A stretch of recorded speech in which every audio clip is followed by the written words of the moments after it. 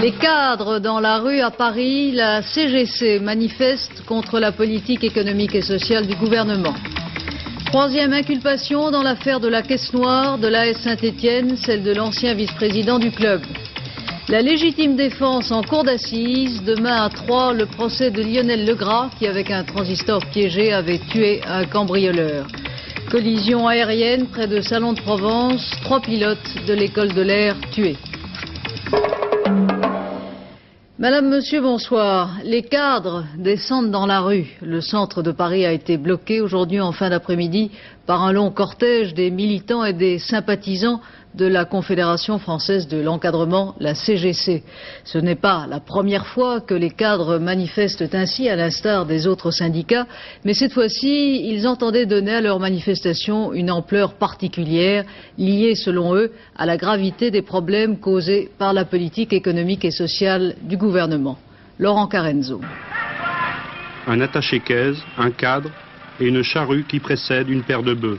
C'était cet après-midi la manifestation de la CGC à Paris.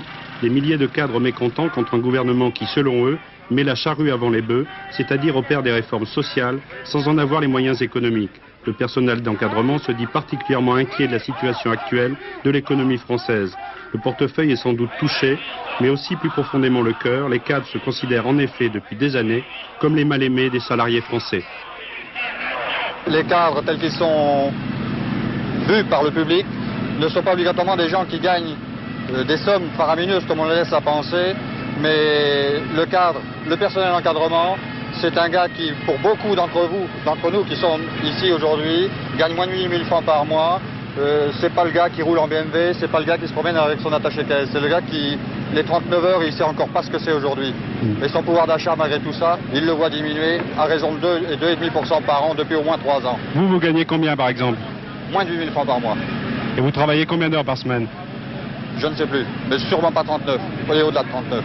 Mais c'est le gouvernement qui vous a donné les 39 heures théoriquement. Le gouvernement, oui. Mais le travail, la mission, elle est toujours à accomplir. Et dans l'encadrement, on a une responsabilité, on tient à l'assumer. Et les 39 heures ne nous suffisent pas pour l'assumer. Qu'est-ce que vous reprochez au gouvernement en fait? Ce que je reproche, c'est de nous voir tondre. De jour en jour, on se voit tondre. Sur la fiscalité? Sur la fiscalité, sur la redistribution, sur les cotisations sociales, on se fait tondre. La CGC veut donc s'opposer à l'augmentation de la fiscalité, mais on se demande si cette manifestation n'a pas d'arrière-pensée politique. Préparer les prud'homales ou les municipales? Ou les deux? Nous n'avons rien à voir avec les municipales, c'est une question insidieuse. La CGC ne fait pas de politique. La CGC juge les actes du gouvernement dans leur valeur économique et leur valeur sociale pour l'intérêt des Français. Alors vous préparez les prud'homales? Nous préparons les prud'homales. Nous espérons effectivement que si cette manifestation réussit, ce sera une bonne chose pour la CGC dans les élections prud'homales, mais cette manifestation n'a pas été organisée pour les élections prud'homales. La CGC a donc déterré la hache de guerre à un moment où tous les syndicats s'inquiètent de l'avenir. Pour autant, les cadres continueront de discuter avec le gouvernement et avec le patronat qui échappait curieusement aujourd'hui à leur colère. Tour de piste syndicale aujourd'hui pour le Premier ministre Pierre Mauroy, qui dans un premier temps a reçu successivement la CGT, la CFDT, FO et la FEN. Demain, ce sera le tour de la CFTC et lundi celui de la CGC. Au cœur de ces consultations à l'hôtel Matignon, la progression du SMIC et l'ensemble de la politique salariale. Martine Gilson. Dans tous ces entretiens, les syndicats et Pierre Mauroy ont surtout parlé SMIC et assurance chômage. Henri Krasuki et André Bergeron sont sortis plutôt satisfaits. Mais Edmond Maire, lui, a poussé une nouvelle colère sur le SMIC notamment. Sur ce point, en effet, le gouvernement a confirmé que le pouvoir d'achat des SMICards serait relevé de 4%, avec une première augmentation le 1er décembre et le reste au cours du premier trimestre 1983. Et c'est là que le bas blesse entre la CFDT et le Premier ministre. Nous sommes inquiets, a dit Edmond Maire. Les divergences se creusent entre les priorités de la CFDT et celles du Premier ministre, et nous n'admettrons pas que la rigueur serve à protéger ceux qui le sont déjà. Sur le second point, l'UNEDIC, l'assurance chômage. Là, les syndicats et le Premier ministre ont épluché ensemble les économies à réaliser pour boucher le trou de 83. 10 à 12 milliards de francs, je vous le rappelle. Et là, tout le monde est tombé d'accord. pour que le gouvernement décide lui-même par décret de ce train d'économie au cas où demain, les syndicats et le patronat, eux, ne se mettent pas d'accord. Lundi, le Premier ministre reçoit la CGC. Et là, vous venez de le voir, la partie sera encore plus difficile qu'aujourd'hui. Oui, le régime de l'UNEDIC donc à nouveau sur le tapis demain. Les 5 syndicats de salariés tenteront le matin de définir une position commune avant la rencontre avec le patronat demain soir.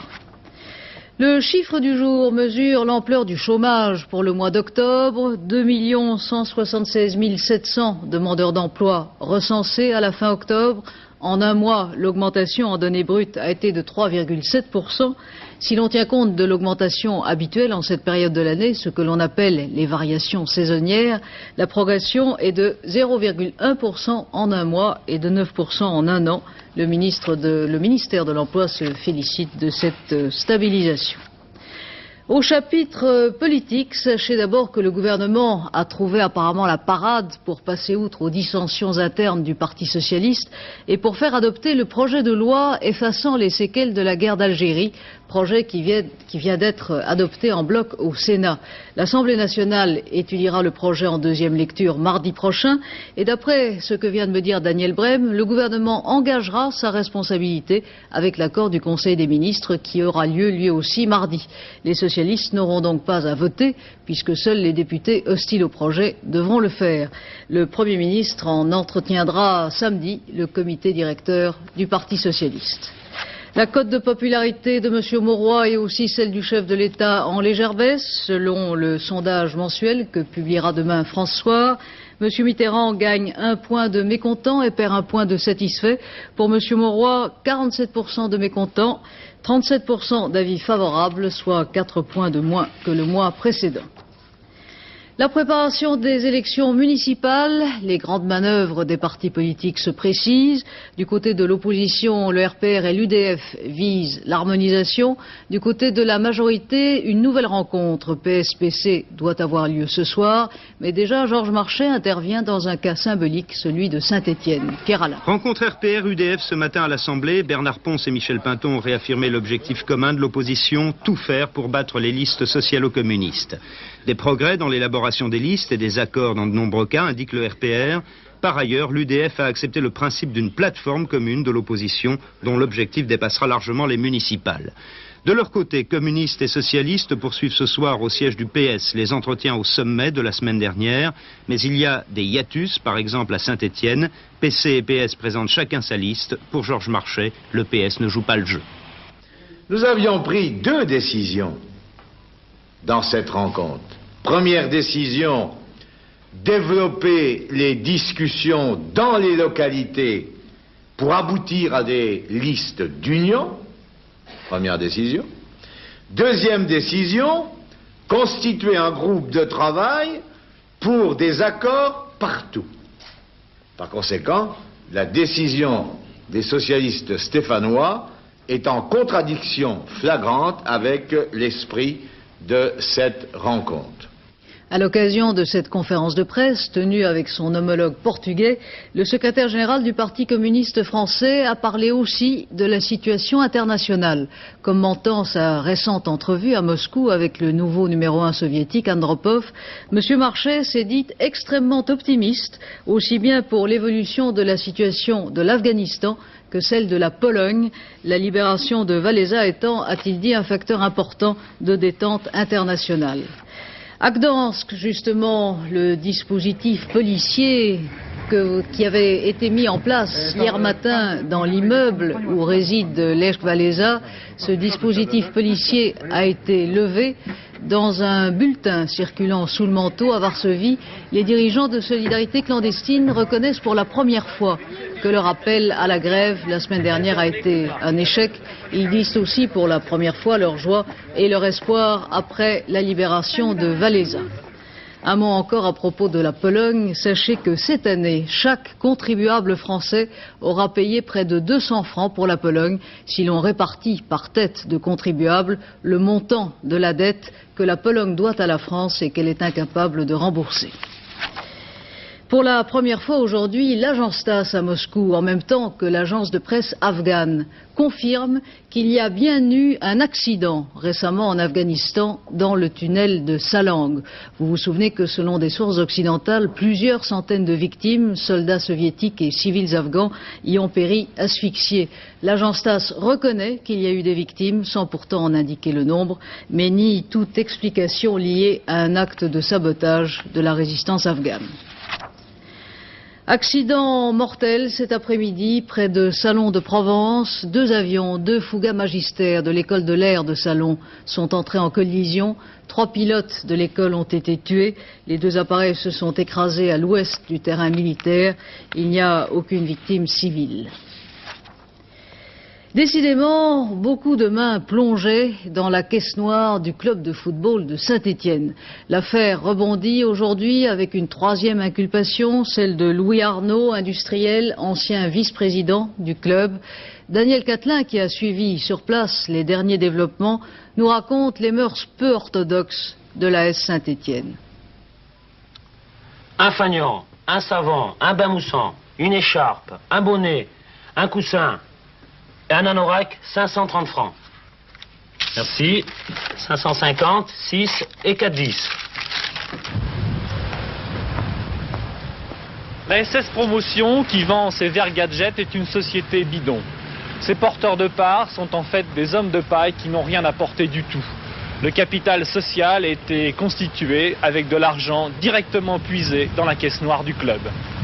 2 places, s'il vous plaît. Accessoirement, la boutique des verres servait aussi à alimenter cette caisse noire. Les dirigeants du club prélevaient 30% sur chaque rentrée en espèces. De 76 à 82, cela rapportait 2 100 000 francs. Même chose pour le bistrot des verres, 420 000 francs. Les locations, plus d'1 million de francs. Ces informations, ce sont Roger Rocher et les autres dirigeants qui les ont données au juge. Tout le monde n'est pas encore inculpé et déjà, la nouvelle équipe conteste les dires de ses prédécesseurs. Elle relève notamment des anomalies à propos de transfert de certains joueurs.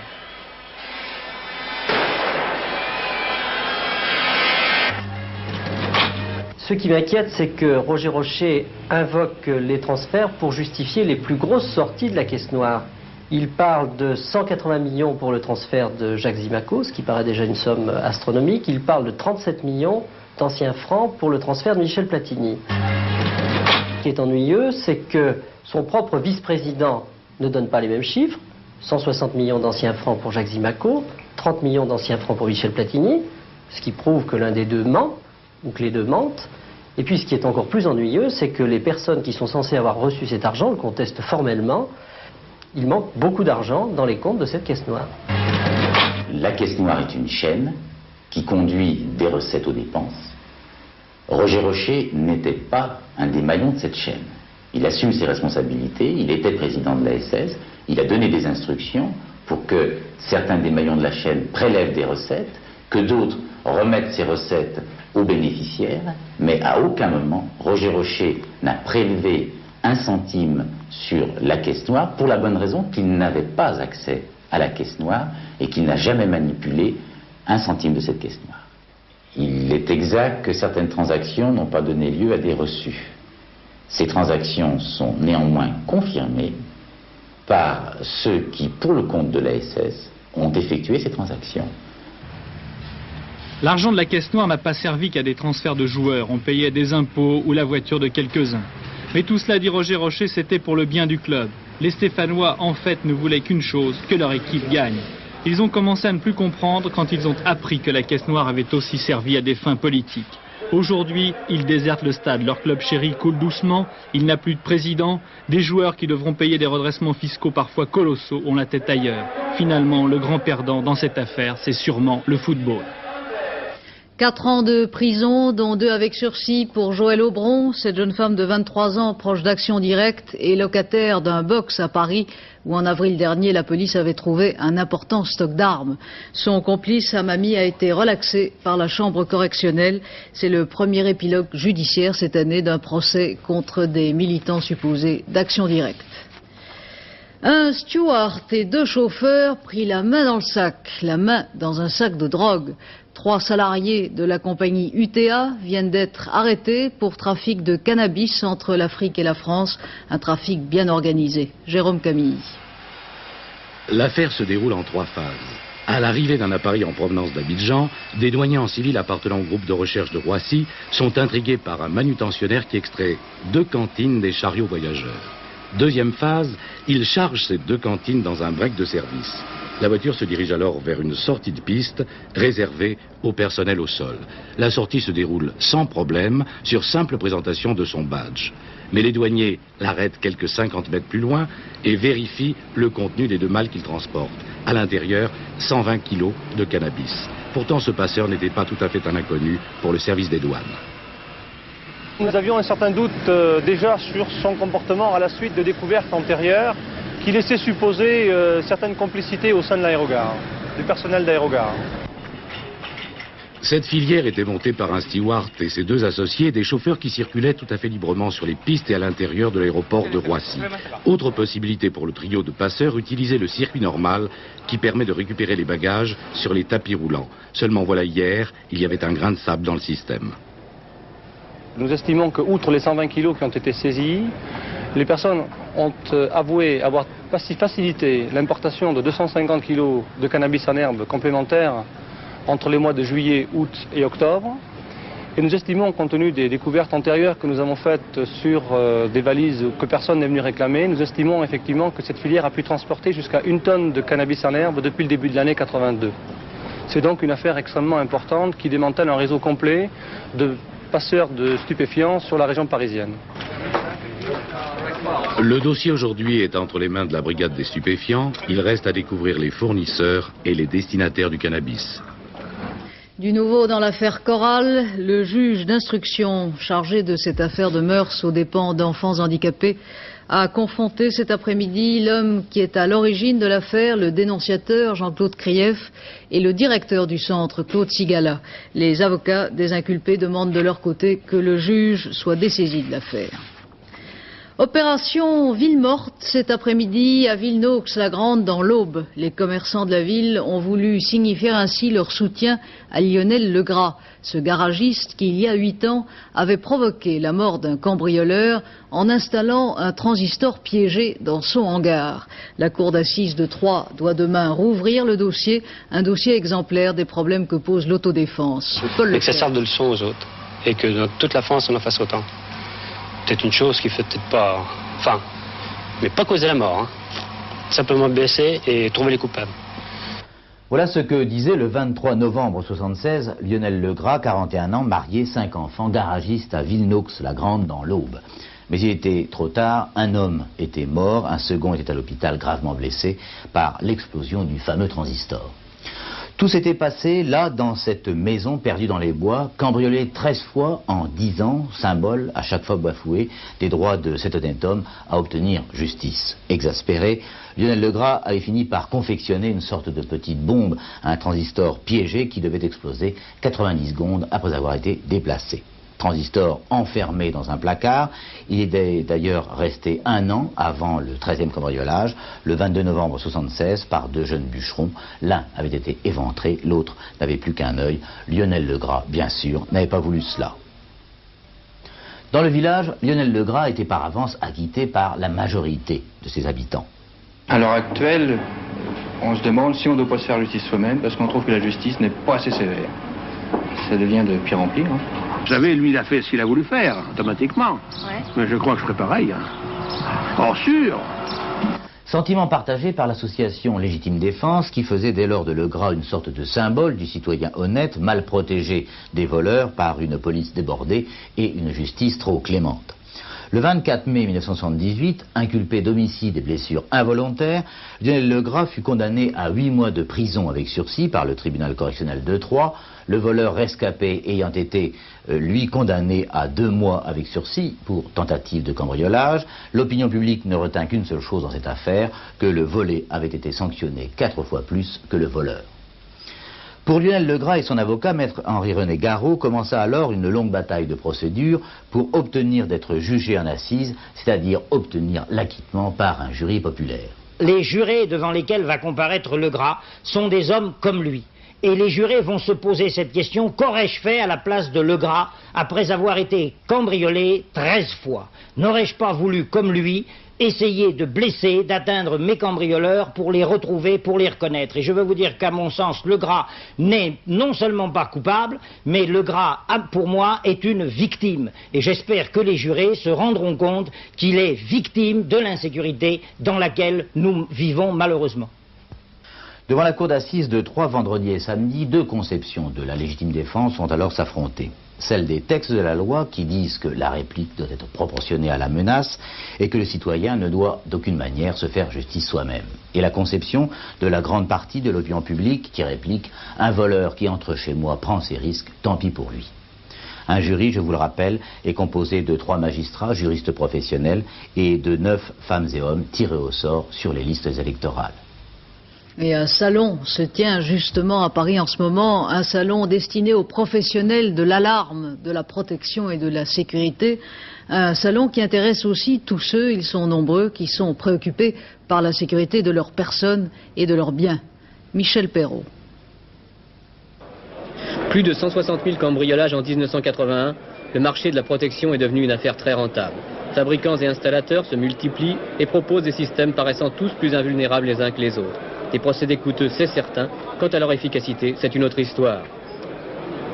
Ce système a été monté en février 81. Il faut dire qu'à cette période, il m'a coûté 23 214 francs, ce qui n'est pas négligeable. Et depuis février 81, je peux dire que ce système n'a jamais été fonctionnel. Soit il marchait correctement, mais avec des déclenchements intempestifs, c'est-à-dire qu'il se déclenchait alors qu'il n'y avait aucun motif. Soit, lorsque par inadvertance, je laissais un animal dans une pièce protégée, il ne se déclenchait pas.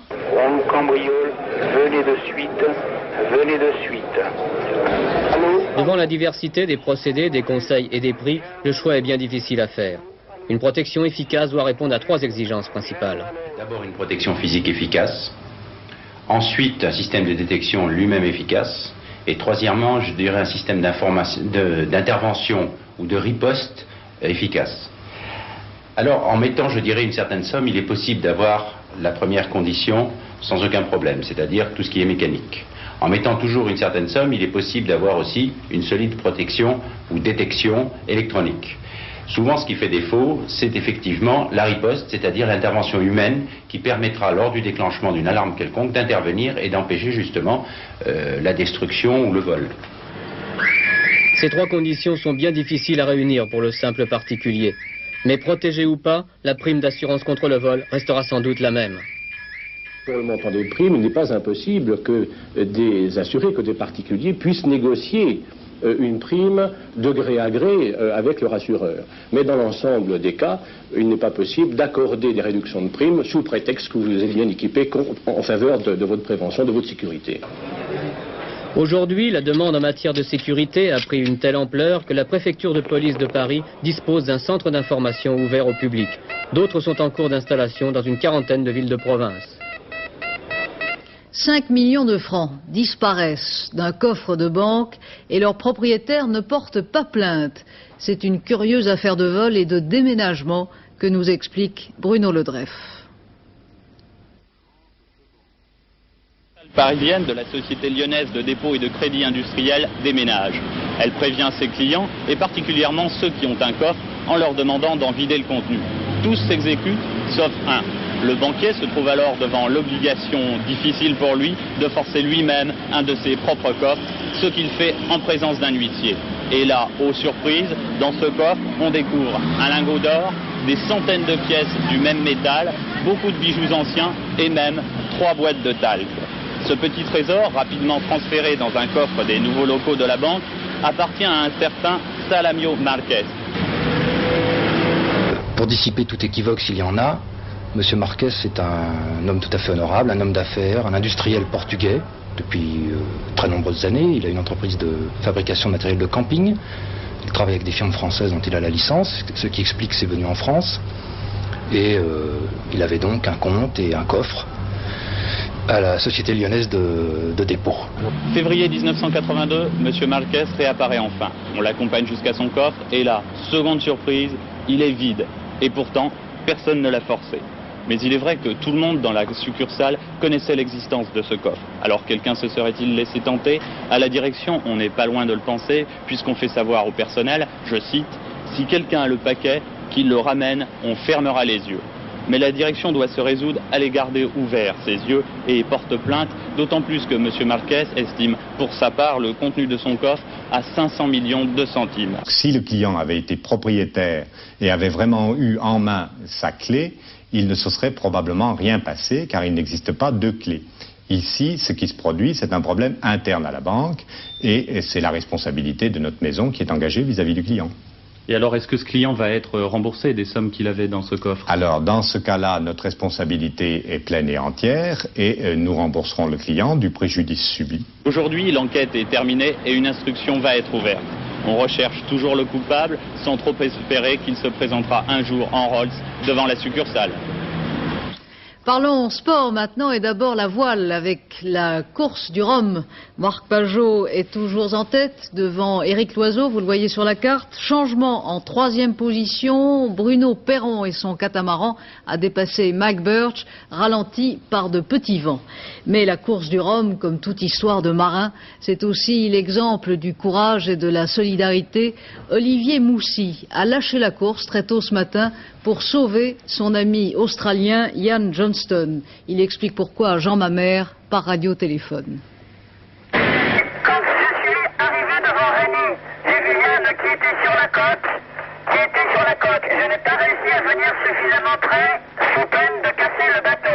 Alors, il a essayé de nager vers moi, et après 2 ou 3 passages, j'ai pu passer suffisamment près pour qu'il essaye d'attraper une corde. Après, il dérivait sans éclairage à quelques centaines de mètres du bateau, à 100 mètres ou 200 mètres du bateau. Alors, simplement en l'entendant crier et siffler, j'ai pu le retrouver après peut-être une demi-heure ou 1 heure de recherche. Alors, je lui ai lancé la lampe flottante, et avec la lampe, il a pu m'éclairer suffisamment précisément pour que je vienne une dernière fois sur lui et que je le récupère à toi. Oui, bien compris, Olivier. Dans quel état es-tu toi-même, à toi? Oh ben moi je crois que de toute façon l'issue de la course n'a plus d'importance. Je suis merveilleusement ravi, je suis très très heureux que ce type soit à bord et soit vivant. Oui, Olivier Moussy est triplement récompensé, il a donc sauvé son ami. Il n'est pas disqualifié, ainsi en a décidé le comité directeur de la course à condition qu'il ne se fasse pas aider par son passager.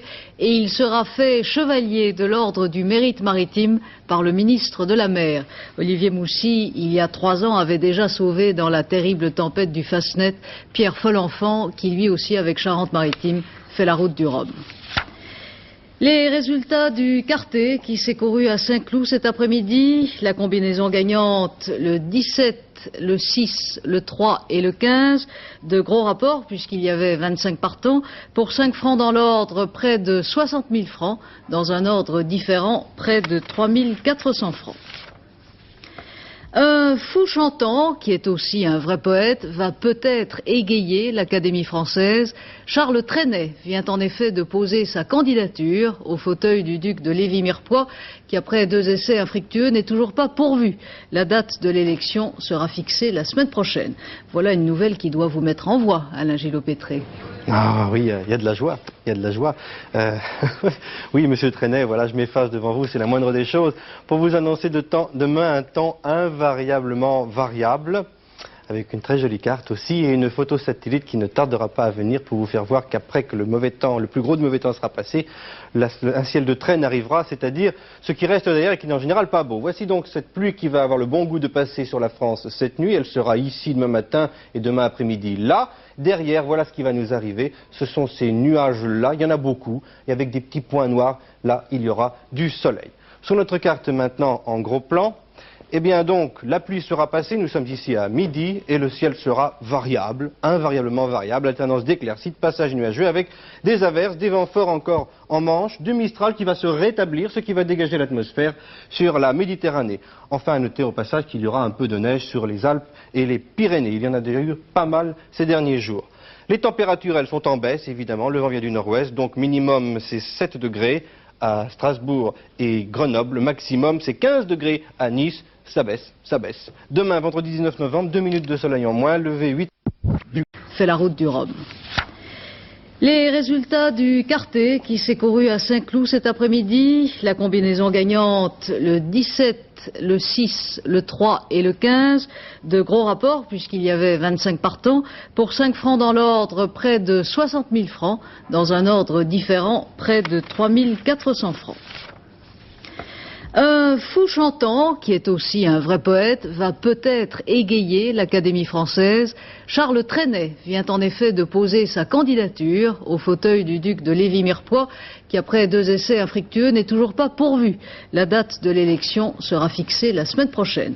Voilà une nouvelle qui doit vous mettre en voie, Alain Gillot-Pétré. Ah oui, il y a de la joie, il y a de la joie.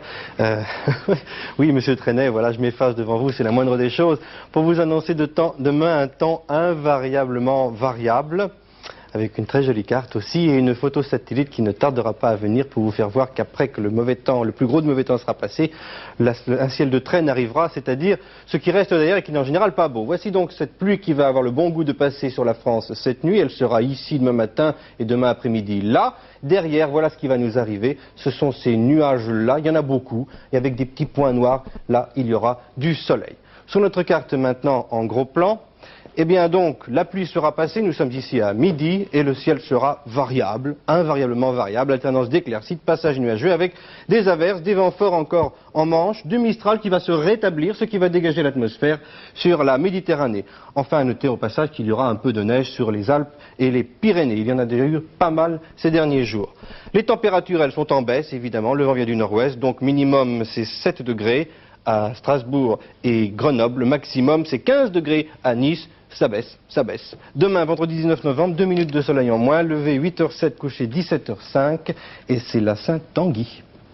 À 23h15, dernier journal avec Jacques Merlino. Demain, antenne de midi, Daniel Bilalian. J'aurai le plaisir de vous retrouver demain à 20h. Bonne soirée.